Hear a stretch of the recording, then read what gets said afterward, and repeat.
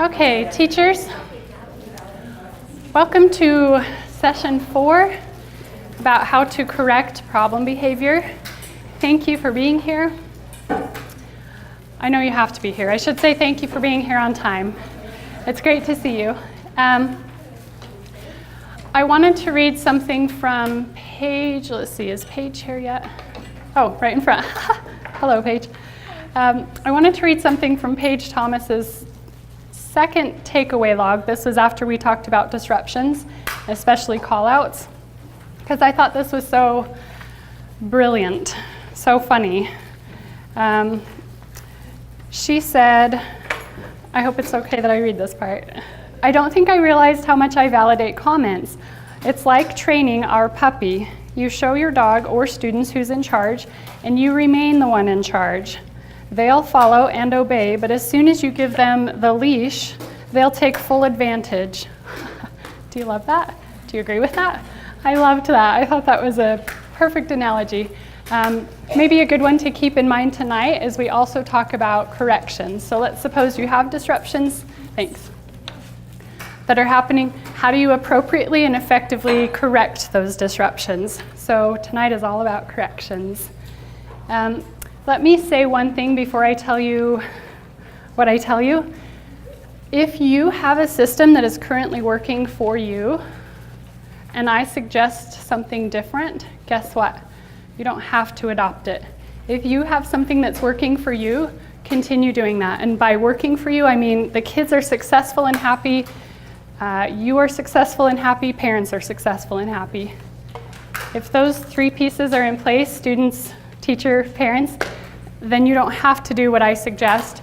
These are going to be suggestions for people who don't maybe like what's currently working, or who want to tweak what's working, or who really have no idea. But if you have something that's working, don't feel like you have to raise your hand and say, will I be fired if I do this instead? No. If it's working, keep doing it. That's always our rule of thumb.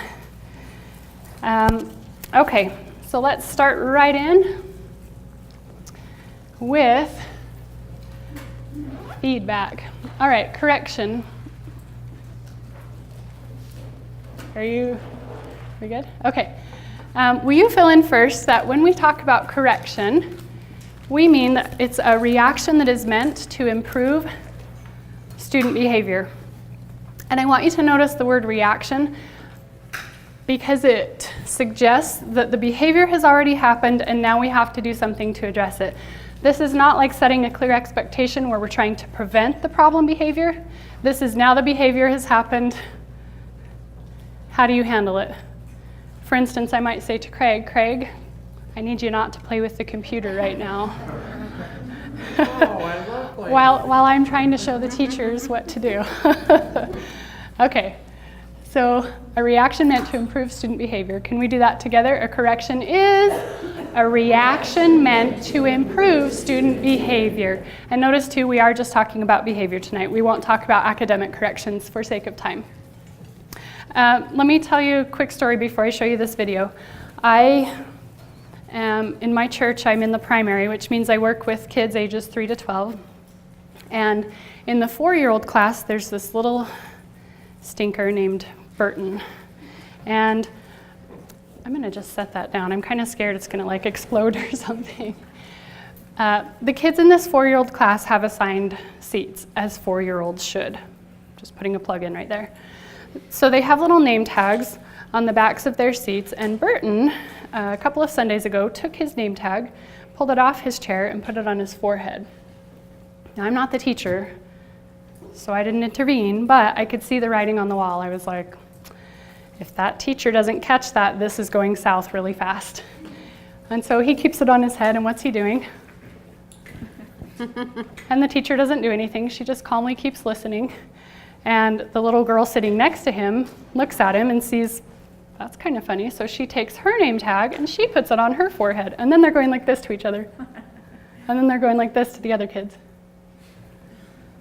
And I'm like, oh, somebody's got to stop this. It's going to explode into chaos. And what happens? The little boy in front of Burton, Max, decides that would be pretty funny. So he also takes his name tag and puts it on his forehead. And immediately next door to him, Grayson does the same thing. And pretty soon, we've got this entire class of 4-year-olds who are looking at each other and laughing, and then they put it on their chin, and they're poking each other, and they're taking it off each other's. And then what does the teacher do? Oh, you guys, stop it. She starts taking them. You guys are so wiggly today. Do you know who should have been stopped very first? Burton. If he had been stopped very first, that would never have dissolved into a chaotic situation. So I have a video I'd like to show along this idea, because I want to promote the idea that one domino, the toppling of one domino, can collapse an entire structure. And in this case, we're going to compare the domino to a child. And it might be the child who initially starts tapping the pencil or the pen. It might be the child who initially makes a call out. It might be the child who gets up to follow you around the room. But I want you to notice, if one child does it, so many others are likely to do it too, if it's not stopped in its initial stages.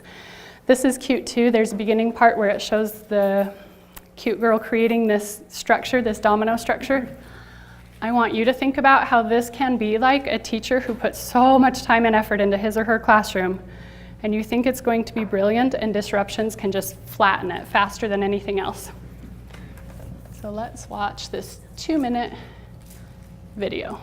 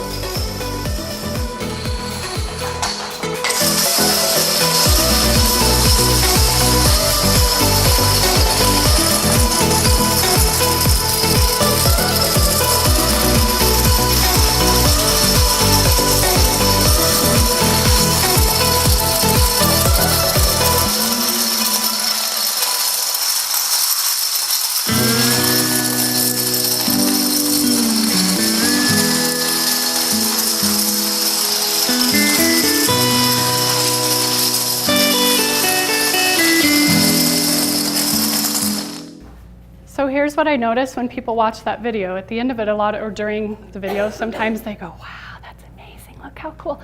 But when it happens in our classroom and behaviors are going like this, and the whole room is dissolving into chaos, we don't go, wow, look at that, that's amazing. We want to cry, we want to pull our hair out, we become angry and frustrated.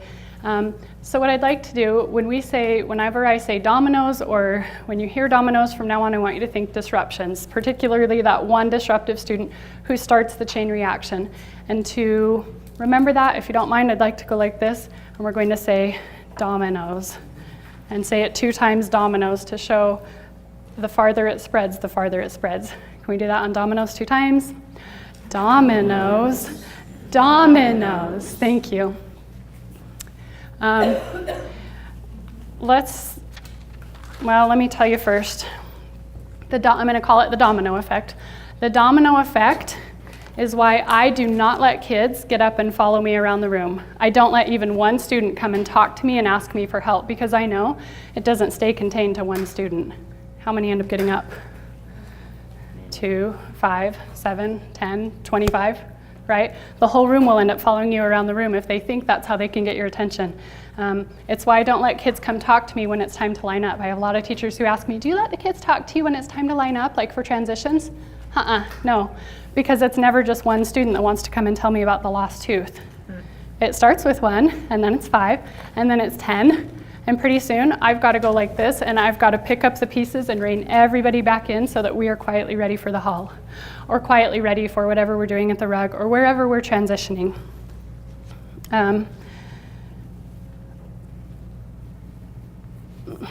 me just say it one more way. Single disruptions, single student disruptions rarely stay contained to single student disruptions. Do you believe that? They almost always, if gone unchecked, they almost always require then picking up the pieces of other students who follow suit. One trait we're going to talk about that effective teachers possess is they are able, if you'd fill in, they're able to catch the first domino. They see that very first initial problem, that very first disruption, and they are quick to hop on it. I know this doesn't sound very professional, but this is the actual term. The term that goes with it is that these teachers possess with-itness. I'm serious, that's what it's called. It says it in textbooks, with-itness. Maybe would you just clap the word with-itness with me? With-itness. One more time, with-itness. A teacher who has with-itness has an ability to scan his or her classroom at all times. Will you fill that in? They have an ability to scan their classroom at all times. So, for example, that would mean that even if I'm up here helping cute little Cash, who sits on the front row and needs a lot of help, I'm not down here like this, invisible to the rest of the kids. I stay up here, I stay aright, I lean over to help Cash, but even while I'm helping him, my eyes are up and I am constantly scanning what is going on in that corner of the classroom and in the middle of the classroom and on that side of the classroom. And if I see little Andrew starting to whisper to Lynn, you better believe I'm going to be super quick, even from this far, to be like, Andrew, we're working, and then to go back to Cash. Teachers who possess with-itness are never, ever, ever only aware of what's happening right here in this little bubble in front of them. Teachers who possess with-itness are constantly scanning, okay, I've just sent all the kids to their seats, this little kid is coming to me because somebody tore his paper, which is a valid concern, but what's happening at the mailboxes and what's happening as they're going back to the rug, and who can I be praising, and is there somebody I need to correct so that the room doesn't fall apart? So when we say with-itness, let's do an action that goes with it. Can we go like this and say with-itness to show like, yeah, you might be aware of what's happening right here. It might start here, but you quickly need to pan out and scan what's happening in the rest of your room. Can we do with-itness starting with your little bubble in front of you? Ready? With-itness. And let's open it up like I'm going to scan the whole room. Let's do it one more time. With-itness. You got it. I've been told that with-itness is a trait you either possess or you don't, that it cannot easily be taught, but I'm telling you anyway because it's such a valuable tool that you be aware of any dominoes that you might need to catch. Okay. Once you catch that first domino, let's suppose you see a disruption happening and you recognize, uh-oh, he's a domino, I gotta stop that right now, I gotta get that name tag off that kid's forehead, or I'm gonna have 6 other kids doing it. Once you catch that domino, then what do? How do you correct the problem? I have 6, if I counted correctly. I have 6 teacher responses here. They're not up here, they're not in your notes. I want you just to listen and see if you can identify what is the same about all 6 of these teacher corrections, okay? So these, and I'm not making these up, I really have seen teachers offer these corrections. The first one is Holly Stewart, 4th grade teacher at Cedar Ridge. Anyone know Holly? Oh, is she at North Park? She stayed at North Park, sorry. She stayed at North Park, okay. You guys are going, I thought she was in my school. Holly Stewart was my daughter's 4th grade teacher and a very fantastically effective teacher, loved by students, loved by parents, loved by faculty. So she'll be my first one. But I want you to listen as I read each of these teacher corrections. They've just caught a domino, okay? They've identified that disruption. Here's how they respond. You listen. What's the same about each of these responses? What do they have in common? So Holly, I heard her kids talking right outside the computer lab as she was talking to the principal. When she came back from talking with the principal, she said, "Oh, my class, we're not talking in the hall. Everyone fall to silent immediately. Thank you, let's go." And when she went like this, they did. They fell to silent. And when she said, "Let's go," they walked into the computer lab. Number 2, Renee Hawks, kindergarten. I mentioned her last week. I was in her classroom when she had 2 kids poking each other during calendar. One of them was Craig's grandson. He's not surprised. They're poking each other during calendar, and she says it like this. "Oh, Dallin and Spencer, hands are in your lap, eyes up here. Thank you. Sunday, Monday, Tuesday, Wednesday," and she started into her calendar song. 3, Grant Bushman, he used to be a 2nd grade teacher here. His kids had taken a break, and they were supposed to have come back into the classroom, and he had 2 little girls who were kind of loitering, lingering in the hall. He did it like this. I'll just do it at the door so you can see how it looked. "Ladies, come to seats quickly, please, and thank you. Today we are talking about 2-digit adding." Everybody say that with me. 2-digit adding, and they started with him. 4, Audrey McHell, she's the other instructional coach, and some of you have met her, will work with you in 3rd through 5th grades. She had a little boy that was fidgeting in his seat last year when I got to observe her, messing with the items in his desk. And as she was walking around, it was a lesson about perimeter, she did this. So today what we're learning, 3rd graders, is this concept called perimeter. Bryce, hands are on top of your desk, thank you. Everybody say that with me, perimeter. And they went, perimeter. Okay, next one. 2 more. Allison Kirby, 1st grade teacher. Anyone know Allison? A couple of us, okay. She had a little boy who was coloring on his name tag during instruction. Can you believe? I mean, how disrespectful is that? Little boy coloring on his name tag during instruction. She said it like this. "John, park your pencil, eyes up here, say okay and do it." And he said, "Okay. Thank you. Everybody, eyes up here. We're going to look at," and she kept going. I was like, "Say okay and do it. How do you get them to say okay?" She was like, "I don't know, they just do." Last one, Karen Merritt, 5th grade. She had some boys who were talking as they were lining up to go to an assembly. And not the whole class, just a pocket of boys started talking, and she did it like this as the kids start lining up. "Oh, no, boys, your mouths are quiet. You're not talking. You're in line. Let's go." And they got going. Okay, I'm not going to read the context again, just the feedback that the teachers gave. You're thinking, what's the same about these? And then I'll ask you. "My class, we're not talking in the hall. Everyone should fall to silent immediately." Much better, let's go. "Dallin and Spencer, put your hands in your lap, eyes up here, we're ready to go." Sunday, Monday, Tuesday, Wednesday. "Ladies, come to seats quickly, please and thank you. Today we're talking about 2-digit adding." Bryce, hands are on top of your desk, please. Everyone echo, perimeter. "John, park your pencil, eyes up here now, say okay and do it." "Thank you, sir." "Oh no, boys, your mouths are closed. You're not talking." Okay, let's go. Did you notice some commonalities about the type of correction that those teachers gave to their kiddos? Lynn? The correction was nothing more than restating the expectation. Let me say that loud. The correction was nothing more than restating the expectation. Do you have room to write these down? You might want to jot some of these down. I can tell already. These are going to be good, yeah. In all of those cases, all the teachers did was state exactly the behavior that they wanted, the expectation that they had for their students' behavior. I saw another hand. Kevin? I was going to say there's an expectation of compliance. Okay, there's an expectation of compliance. In other words, when those teachers gave the command, they expected that the kids would do it. They had sort of an air of confidence about them as they did it, didn't they? Yeah. Especially Allison. "John, park your pencil, eyes up here, say okay and do it." I in the back was like, okay, wait, it's not me. There is an expectation of compliance, yeah. Tara.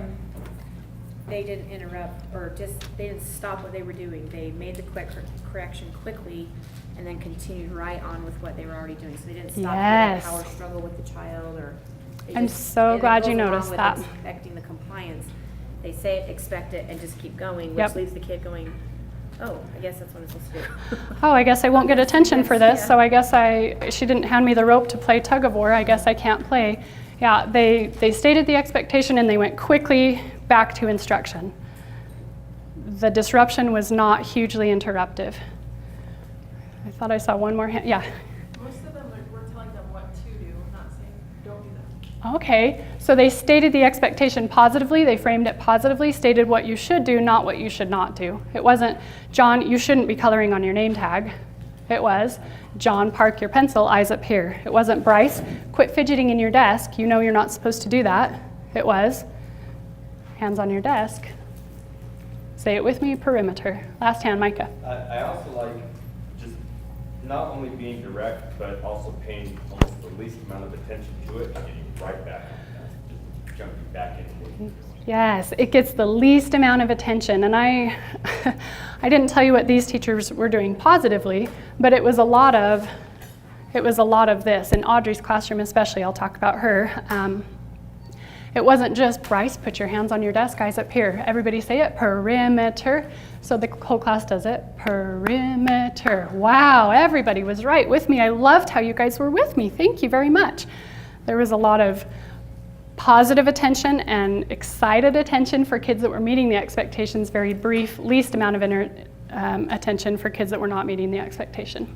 So a lot of you said this, but let's fill it in formally now if you don't mind. When correcting problem behavior, effective teachers very often state the behavior they want. They state it as an expectation. They do not ask. A lot of times I hear teachers who struggle with classroom management when I go into their classrooms, they say things like, I'll come back to Bryce. You don't mind being Bryce, do you, Chris? They say things like, Bryce, will you please put your hands on top of your desk? Or they say things like, John, would you please quit coloring on your name tag? Would you please park your pencil? Or they say things like, ladies, it's time to come in. Would you please walk all the way inside? We've started. And they state it as a question. What would be the danger in posing expectations as a question? What would be the danger in asking, will you, would you, can you? I'm going to ask you to talk to your partners about this. 30 seconds a minute. Letter B's, would you go, what's the danger in asking kids for compliance? B's, go first. If I draw your stick, would you tell us what did you and your partner say? What's the danger of asking kids for their compliance? Stephanie, with 2 F's.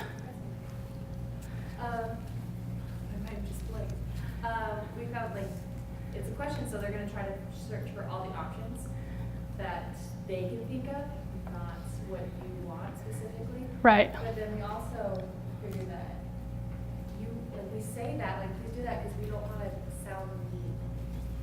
And so that is so important.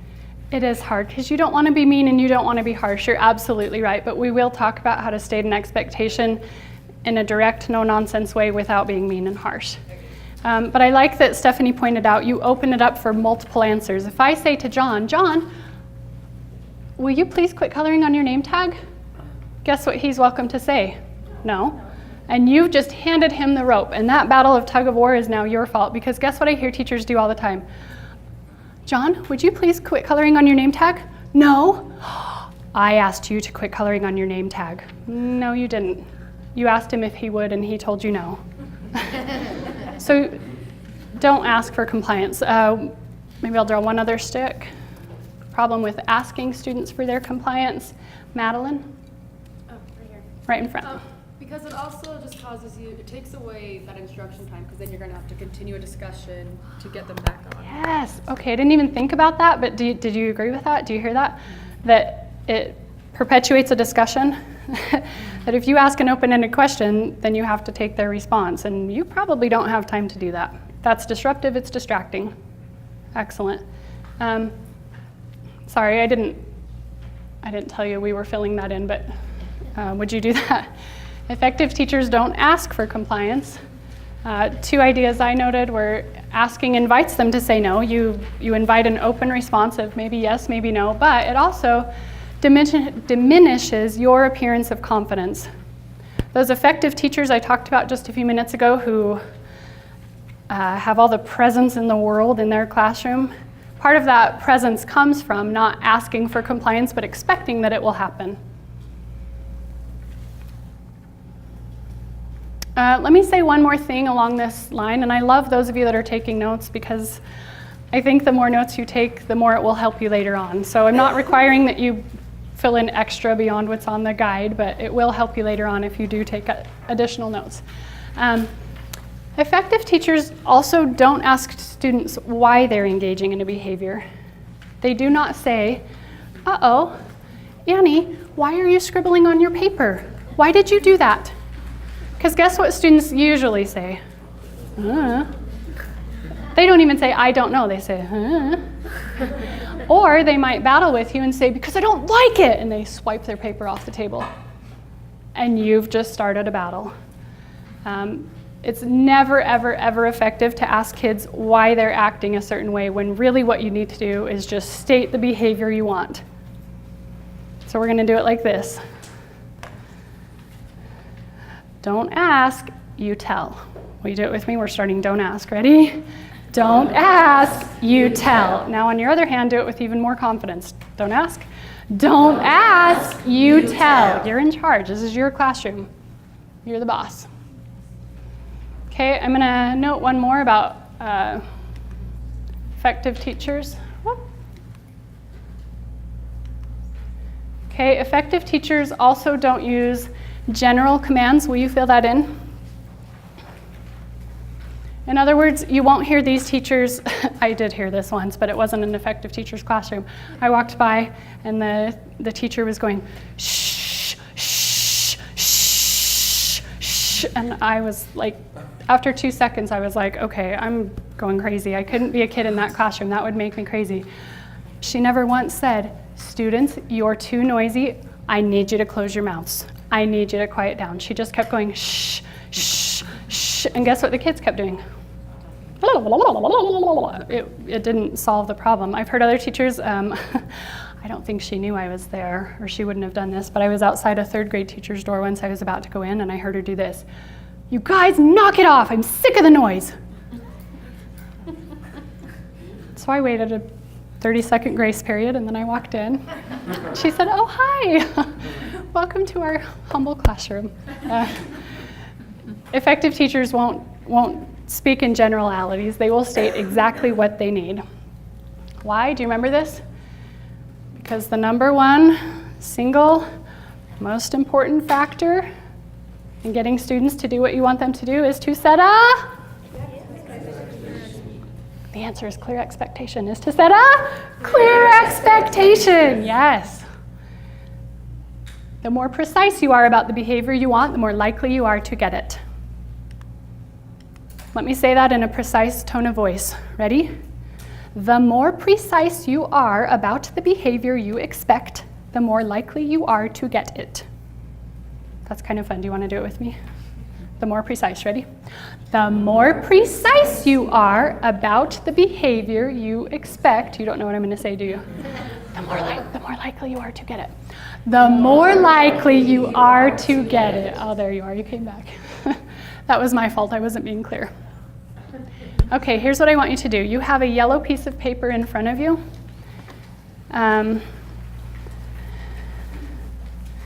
What I would like you to do, I would like to do the first two together actually, but what I'd like us to do is practice stating the expectation, practice being really precise about the behavior that we do want, okay? Something that works for me is to speak in present tense. It's something I saw a really effective teacher do once, and it's just always stuck with me. I never read a study about it. I've never conducted research, but it just works for me. So let me model that as we go through these first two. Okay, number one. Students stand up to talk to each other, to talk to the teacher during work time. So it's work time and somebody comes up to talk to me. How you would state the behavior you want, for me doing it in present tense would be, oh no, you're sitting back down. Okay, so will you write that in the first bullet or something like it? It doesn't have to be my exact words, but something like, nope, you're back in your seat. you should be at your desk. Something where you tell the student what you want them to do. It's not, don't follow me, don't get up and walk around the classroom. It's, what do you want? Okay, you'll notice there's 2 other bullet points underneath that. We'll come to those later. Let's just jump down to number 2, if you don't mind. Students don't line up quickly from recess. So let's suppose I've blown the whistle and there's a couple kids that are over on the playground still, and I can't even see who it is. It doesn't matter if I can see who it is. I know that it's a couple of boys from my class, so I step forward. Boys, we're lining up right now. You're over here. Something like that. Boys, you're in line. Boys, we are lining up. Boys, your bodies should be with us. Something where you tell them exactly what you expect. For me, again, it works to do it in present tense. Boys, you're lining up. Boys, you're over here. But something where you state the behavior that you do want. If I give you 1 minute, will you finish on numbers 3, 4, and 5, just stating the behavior that you want, stating the expectation, not posing it as a question, but stating what do you want the students to do in those situations for numbers 3, 4, and 5. Thank you for doing this. I know it's been a long day for you. You're troopers to jump right in and do it. Morgan, pick your favorite one. I'm putting you on the spot. Which one could you read for us? Number 3, where it talks about 2 students are talking at the rug. Okay, 2 students talking at the rug, and you would say? Your voices are off and your eyes are on me. Ooh. Notice when I say if Love it. you're listening, they'll be like, cool. But like if I say your eyes are on me, then if their eyes are on me, I know that Then that's an observable behavior, isn't it? You can't tell if they're listening. You can't, your ears don't move in a different direction when you're listening, but you can see eyes are on me. So your voices are off, your eyes are on me. Love it. Somebody do number 4 for us. Chad, go. Ben, keep your hands to yourself. Ben, keep your hands to yourself. Ooh, that was pretty direct, Chad. Feels a little bit mean to me. No, psych, not really. That was brilliant. Say it again louder. Ben, keep your hands to yourself. Ben, keep your hands to yourself. Ben, your hands are in your lap, right? Something. Okay, last one. Who has it? Who's gonna be brave? I love how you're avoiding my eye contact now. Rachel. For number 5, I said, students, you follow the directions the first time. Okay, so they won't do whiteboard practice, and you say, students, you follow directions the first time, or you could say, your directions are to write the word on your whiteboard, right? State clearly what the direction is. Perfect. Okay, we'll come back to these in a minute. I'm going to have you share with your partners what you wrote. But I want to come to the next portion of this. Effective teachers, beyond stating the behavior that they want, they also, will you fill in, use a no-nonsense approach. By that I mean they're not really mean, they're not really harsh, they're not excessively emotional about what it is they're asking the students to do. They are just absolutely no nonsense. This is exactly what I expect. So let's do that, and we're going to say effective teachers use a no-nonsense approach. Will you do it? Effective teachers use a no-nonsense approach. Absolutely. It's not because they're exceptionally patient. Guess what? Research shows effective teachers are not our most patient teachers. In fact, are you ready to be astounded? Can I get a drum roll?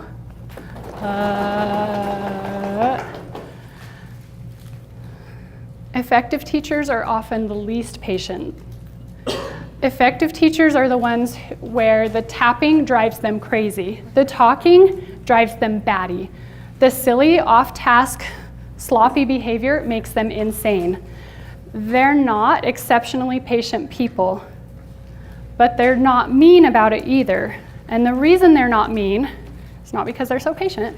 It's because they recognize that the most effective way to get compliance is by using a no-nonsense approach. And let's talk a little bit more about that. This statistic to me was astounding. This is something that, it's one of those things that once you learn it, you can't unlearn it, and it's forever valuable to me. 96% of problem behavior, by which I mean disruptions, occurs for one of 2 reasons. Will you fill in letter A, to escape a task? In other words, the kid doesn't want to do what you're asking them to do, so that's why they're not writing on their whiteboard. or that's why they're talking to their neighbor at the rug because they don't want to do whatever it is you've presented them with, or to gain attention. And guess what? Here's the scary thing I'm going to tell you about attention.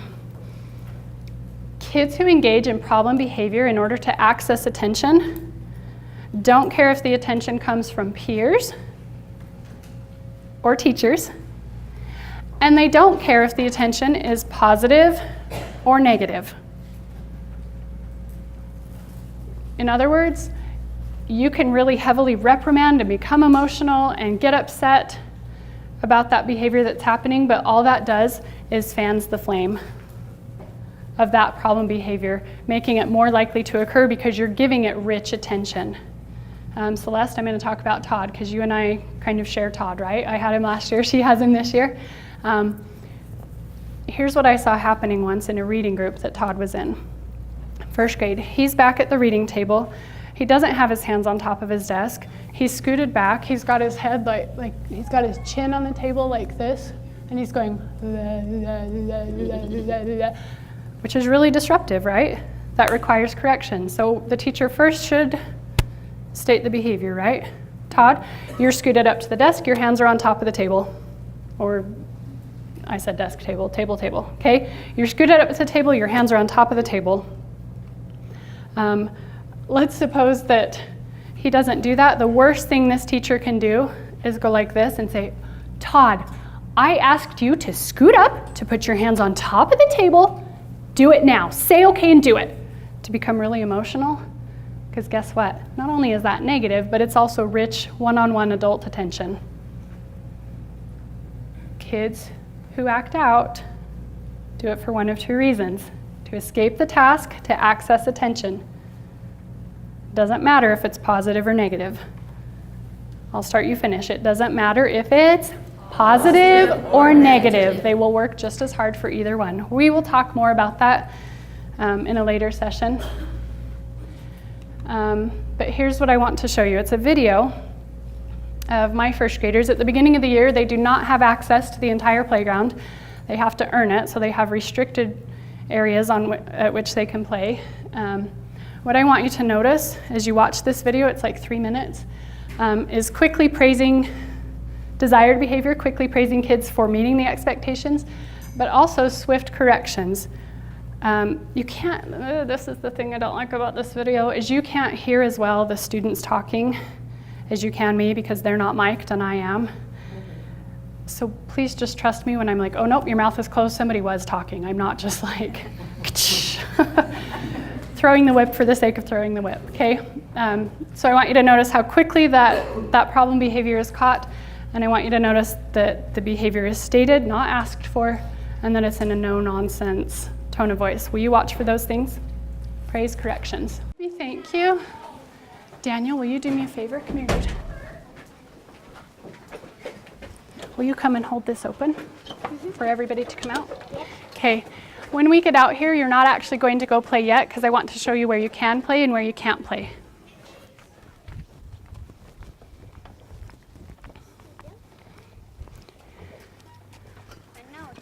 Oh, JD, we're standing quietly.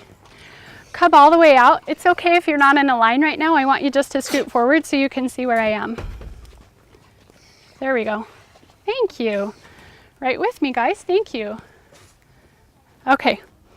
There's a couple places on our playground that you can play and a couple places that you can't play as we're just barely starting recess. These monkey bars right here, you can play on those. These swings right here, you can play on those. This blue bench right here, you can sit on that if you don't have anyone to play with and you need someone to play with you. You can sit on that bench and somebody will come and find you and play with you. I'll tell you more about that later. Okay, will you follow me this way so I can show you where else you can play? By the way, excellent job going quietly. Thank you. Uh-oh, nope. Guys, we're going quietly right now because you're listening for directions. In a little bit, you'll be able to talk and play, but right now you're going quietly so that you can hear directions. Check, mouths are closed and hands are down. Thank you. Hallie, that means you're not talking. Your hands are down. Okay, let's keep going.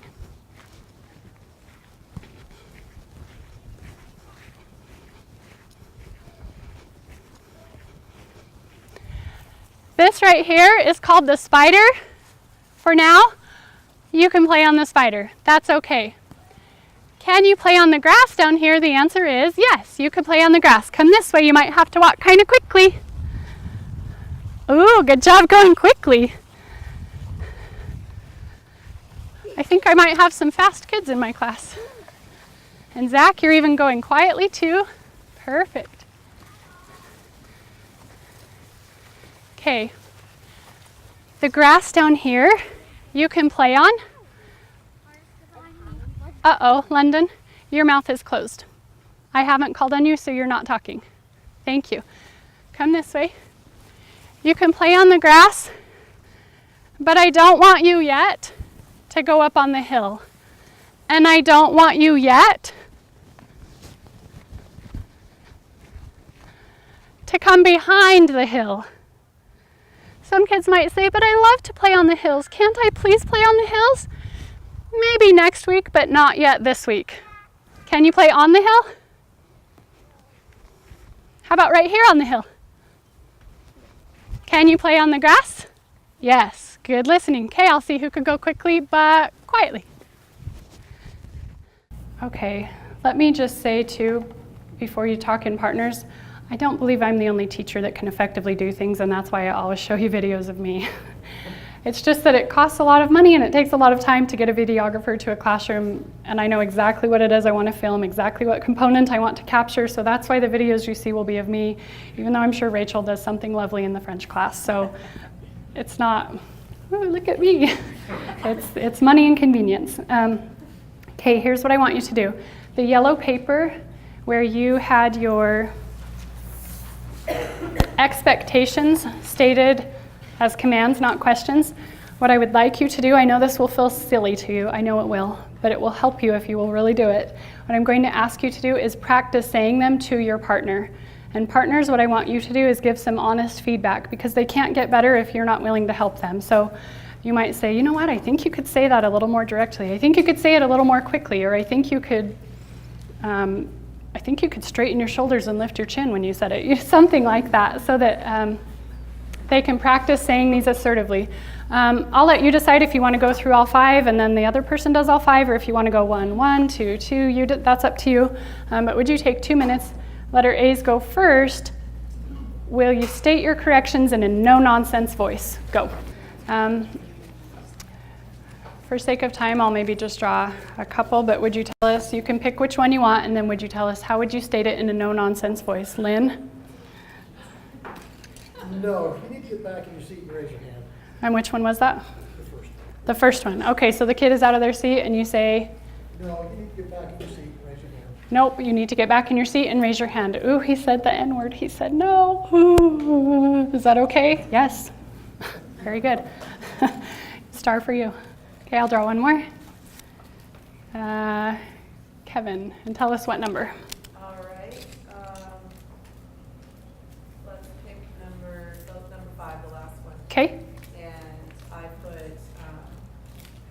we're staying together, marker to the board. Okay, we're staying together, marker to the board. He's got the Yep. whiteboard in front of him. Yep, and so you might want to walk over, use your proximity to your advantage too. We're staying together, marker to the board, right? And you're going to do some closeness. Okay, thank you for doing that.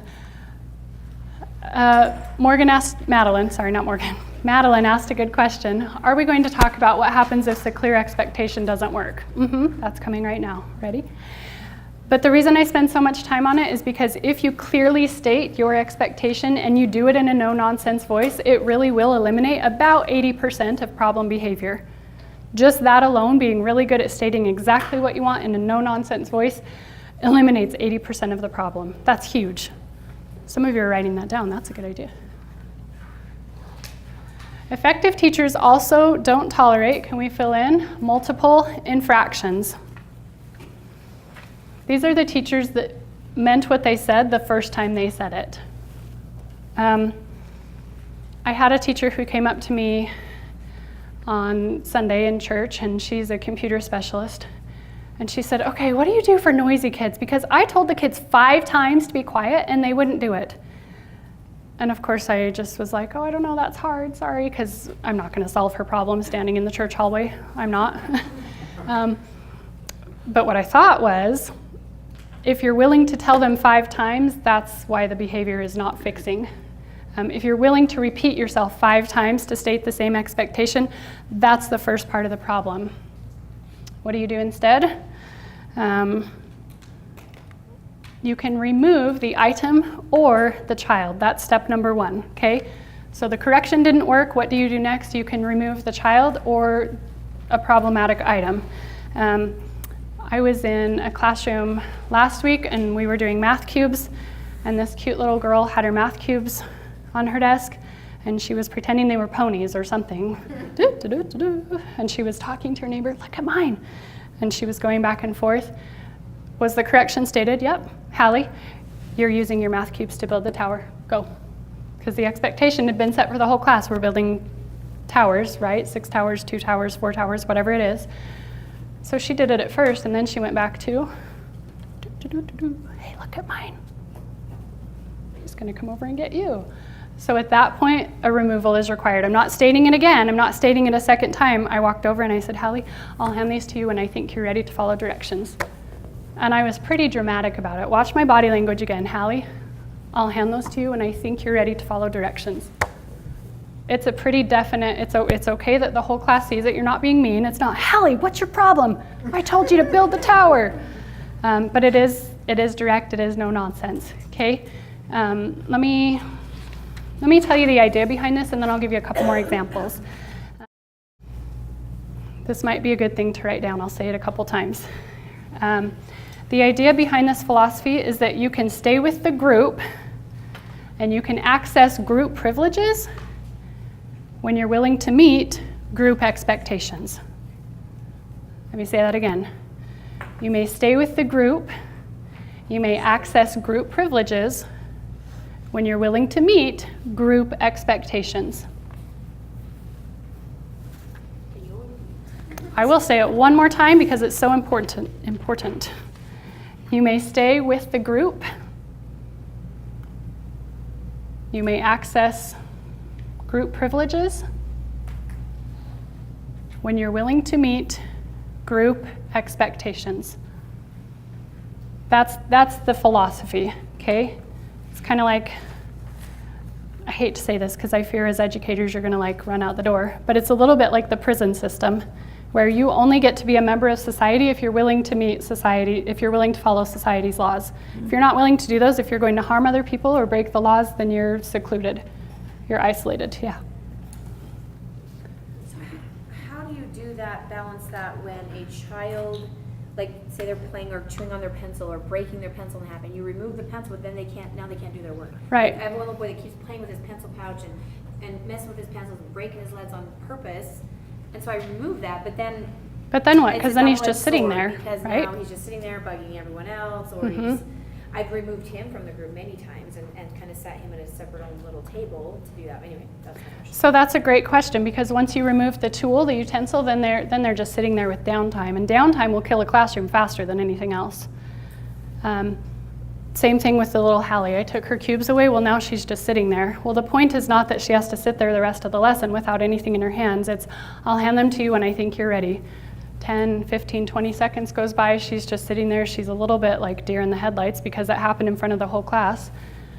Hallie, thank you for sitting ready. I'm happy to give you your cubes back now. You're staying right with me. Thank you for being Hallie. But it's basically like the object is taken for a short increment of time and then it's given back. Let me give you some more examples. Don't freak out yet. Let me go through this and then you can ask what ifs, okay? Because I know you're thinking oh, that's not gonna work for this kid in this situation. I know, stay with me for a minute. Okay, here's some more examples. These are all ones I've seen in the last 2 weeks. Time for picture day. Little boy's hitting the kid in front of him with his picture day tag. Uh-oh. Grayson, we're not hitting with the picture day tag. I'll take that till I think you're ready to keep your hands to yourself and remove the picture day tag. Here's another one. Walking down the hall, a little boy who's hitting everything in sight. So we removed him from the line. Gibson, you're going back to the bathroom. You're welcome to walk with us with your hands down. The bathroom happened to be the closest, like, what am I trying to say? Landmark. The bathroom was a landmark. So he went back to the bathroom and he had to start from there, staying with us. We temporarily removed him from the group to have him keep his hands down this time. I had a little, this wasn't the last couple of weeks, but I had a little girl who talked a lot. She was very chatty. Have you had this girl? And so what I had to do with her a couple of times, Tessa, we're not talking. You're welcome to come and sit back here. And I brought her back to a back table where the other kids were not sitting until I think you're ready to follow my directions. And I took her stuff and moved it back, and she then moved. Last one. Can I talk about Todd? Todd frequently hit the other kids on the playground, hurt the other kids, bullied the other kids, so we removed some of the recess equipment from him. What? You mean you brought in a crane? No. I mean, I said, Todd, you're welcome to play on the swings or the spider, or you can play right here on this little cement patch. You may not go to the playground until I think you're ready to keep your hands to yourself. So we removed it without physically removing it. We just restricted access. Does that make sense? Okay. The other thing you can do, let me talk about these two and then we're going to practice and talk about them, okay? The other thing you can do, where you fill in, is you can require a redo. Where you have the child, you have the student practice the behavior again. Here's what drives me a little bit nuts, is that we so often recognize that if kids have a deficiency academically, they must need more instruction, they must need more practice, they must need some sort of intervention in order to understand the content. We do the same thing in piano. If my daughter hits a sour note, I don't say, Isabel, do you need a timeout? I say, oh, sweetie, that was a C, not a D. Check it again. Same thing in dance. Oh, keep your back straight. Straighten that back. We don't say, why are you slouching? Do you need to go talk to the dance teacher? Sports, we don't get all over kids for throwing like this with their wrist down. What do? Oh, you've got to keep your wrist forward. If you want the ball to go straight, keep your wrist forward. We provide some skill instruction, don't we? The same thing should be true behaviorally. We should be providing kids with skill instruction and practice if there's a deficit. I'm going to say that again. We should be providing kids with skill instruction and practice if there's a deficit, meaning they're not meeting our expectations. I'll give you just a couple quick examples. Braxton, I had a little Braxton one year who came in the door karate chopping, beginning of the day. Yeah! Hi, Miss Smith. Yeah! That was an immediate redo. Oh, Braxton, we're coming in quietly. I took his little shoulders. I'll have you go ahead and come in quietly this time. Guess what he did? Hi, Miss Smith. Hi, Braxton. Thanks for coming in quietly that time. Sarah, that's so mean. Like, he's only 6. Can't you let him just karate chop once? Nope. Why? Why? Domino effect. He's going to spiral other kids' behavior. Here was another one. I hate to keep coming back to Todd, but he did a nice job on something one day. I said, Todd, good job, dude. I went like this to bump his knuckles. Guess what he did? Almost broke my hand. I went, oh, no, Todd, we're doing that gently. Try it again. Good job, dude. And it was a gentle, oh, much better. That's what I want. Thank you. Taking kids outside for a fire drill. We're going to try that again. That is not how we act during a fire drill. We're going to try that again. I'm going to show you how your mouths are closed and you stand right here during a fire drill.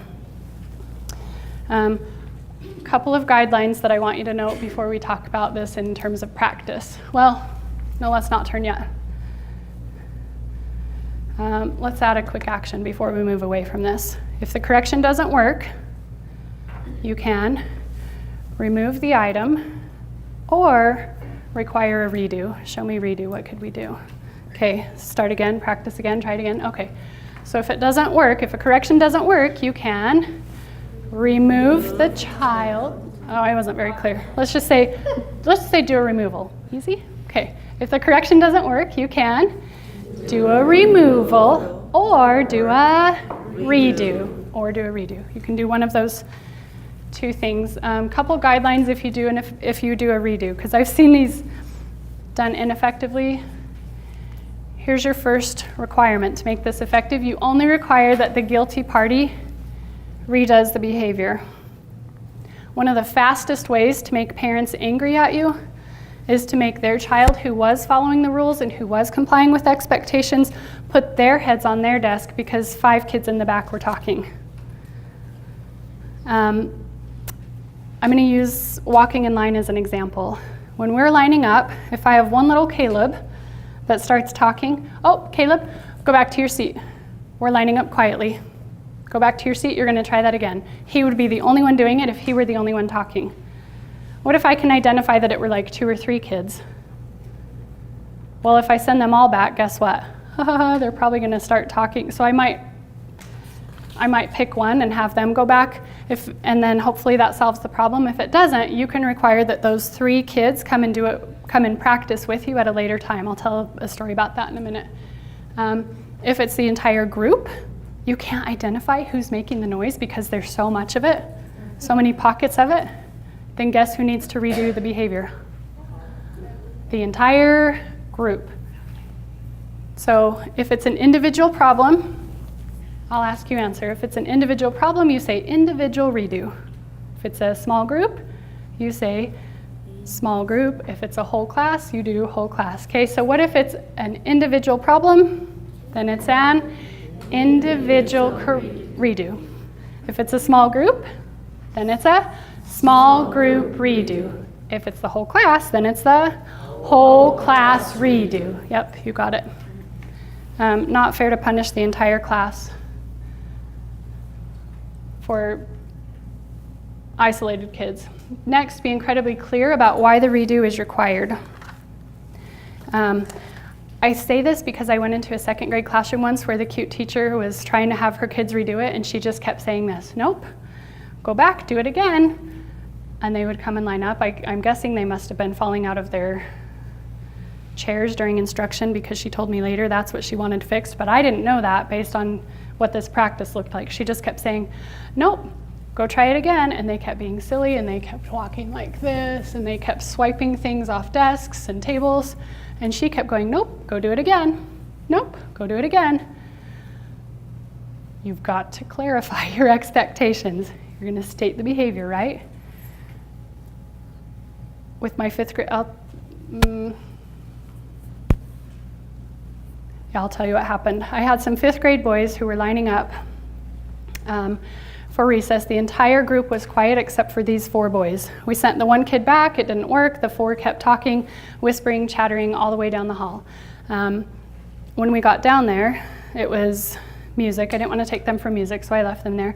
But then when it was time for recess, I said to those 4 boys, guess what? We're going to practice. We're going to practice how I expect you to walk in the hall. And now notice the clarity. This time when we walk down the hall, I expect your hands to be to yourself. I expect your mouths to be closed. You are not talking to each other. Ready? Try it with me. And we start walking down the hall. And guess what? They're being silly 5th grade boys. No, that's not what I asked for. Turn around, we're going to go back. I expect that you will keep your mouths closed. We're going to try it again. And what are they missing right now? Recess. So we start going again, and I notice one of them is walking like this, like he's kind of been shaken, like I shouldn't have done that. So I say to him, I excuse him first. Gage, thank you very much. Appreciate that you were following my directions. You may have a good recess. What do you think the other 3 did?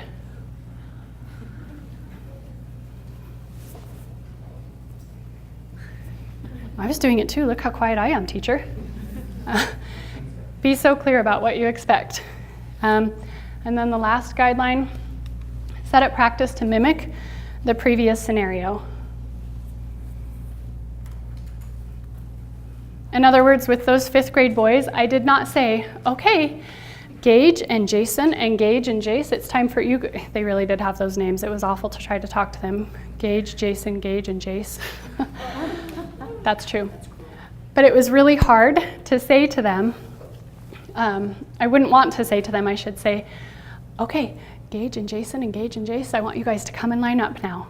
And I wouldn't talk just to those 4 students. You would set it up as, okay, class, it is time to push in your chairs and come and line up for music. Go. And you state the expectation exactly as you would in the real classroom setting. Why do that? Why do you want to recreate the classroom setting when you're having an individual or a small group practice? Annie, idea? It's a stimulus that cues a certain behavior, so they would never hear their 4 names that's supposed to cue a certain behavior from them.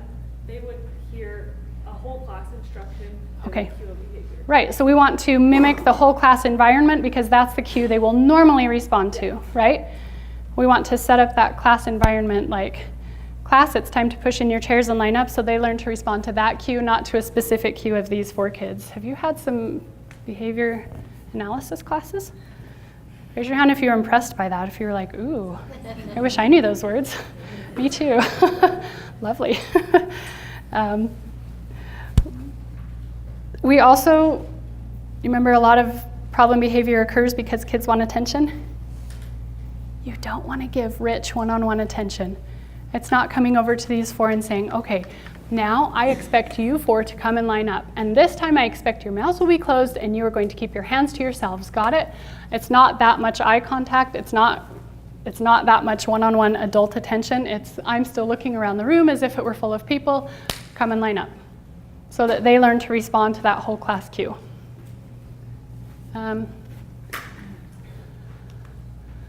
This video is, again, 3 minutes. These kids not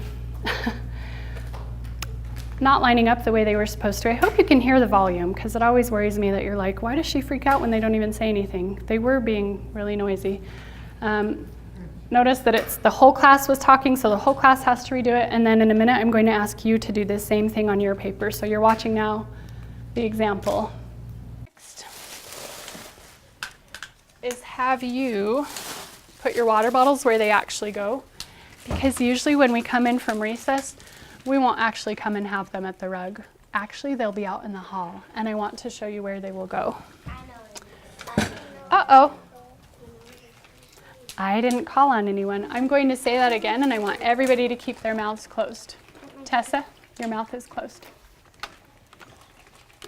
Tessa, your mouth is closed. In just a minute, we're going to go in the hall, and I'll show you where to put your water bottles. Much better job not interrupting that time and saying anything. Thank you very much. If you have your fruit snack package, I want you to pick it up. Just like Todd, I want you to hold your water bottle in the other hand.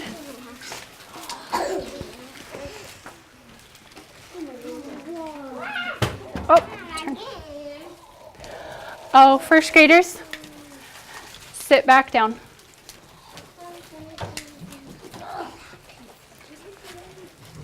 Look at my face.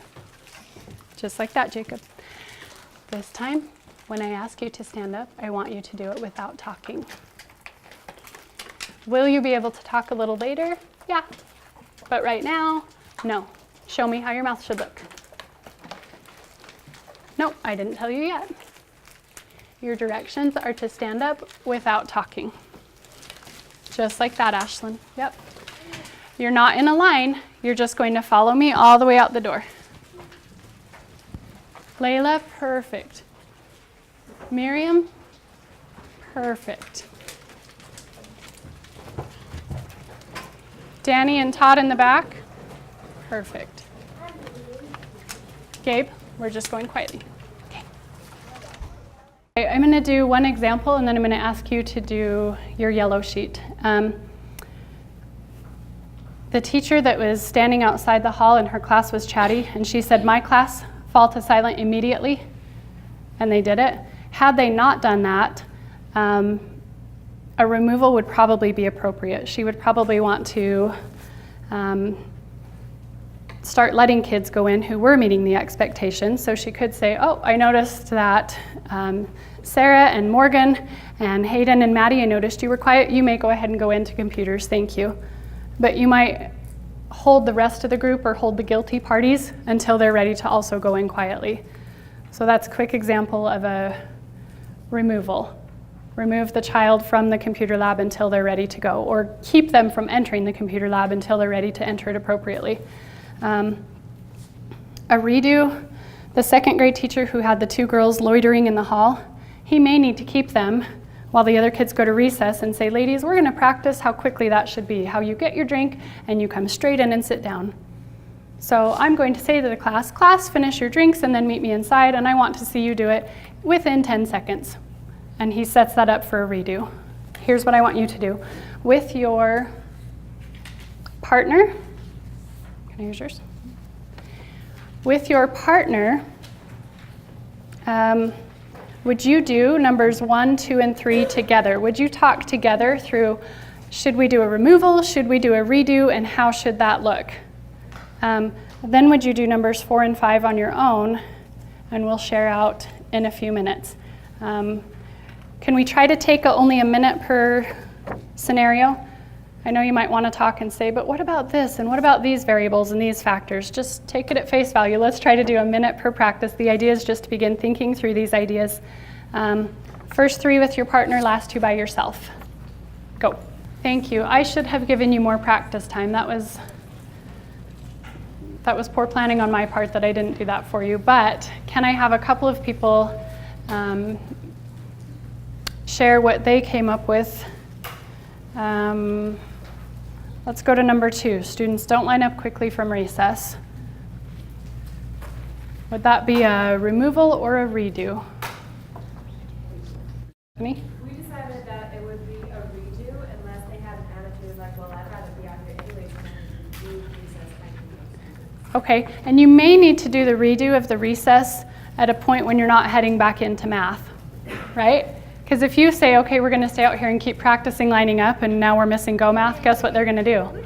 Yeah. Woo! Louder, longer, yeah, right? So you may need to just take them in, and then when it's time for the next recess, students, before you actually have this recess, we're going to practice lining up, because I was not okay with how long it took us last time.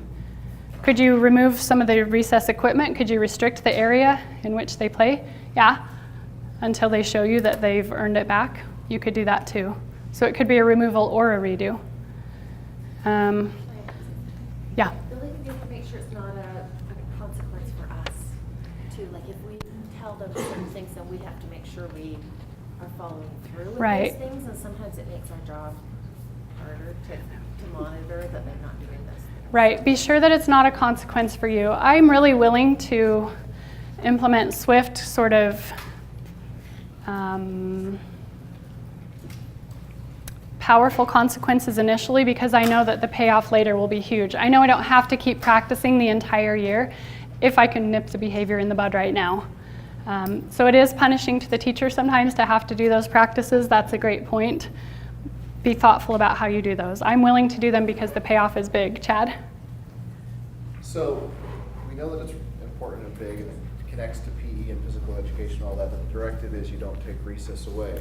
So if you're practicing at recess, does that qualify as that is recess? They're not taking that away? Right. Okay, so that is acceptable. So for me, if we have 15 minutes of recess time and we spend the first 3 or 4 minutes practicing, they now have less recess time because we were practicing. Yeah, I don't ever remove recess completely where I tell a kid, okay, you sit inside with your head down, because that's punishing for me. Their behavior after that recess will be atrocious. But I would do, now we're going to practice before you access your recess break. Yeah, good question. You would always follow their improvement with approval. You would always tell them something like, oh, that's much better. Thank you for fixing the problem. As the kids are lining up more quickly from recess, guys, that's what I expect. That's much better. Thank you very much. And I always add this to a practice. That's what I expect from now on. You should always, always, always put a cloud around that, highlight it, write it in capital letters, do something. A practice should always end with, that's what I expect from now on. The way you did it just now, that's how it should always look. Is take this paper, later we will put it in our mailbox, but not right now. I'd like you to take this paper and quietly put it in your blue folder. Watching for kids that do, oh, Tyler already has it out quietly. I will take kids to recess who quietly get this put away and are sitting ready for the next direction. Zach already has his put away. Oh, I want you to do that again, quietly this time. Go ahead and do it quietly. Kaylee sitting ready. Jacob sitting ready, and Ashlyn, thank you.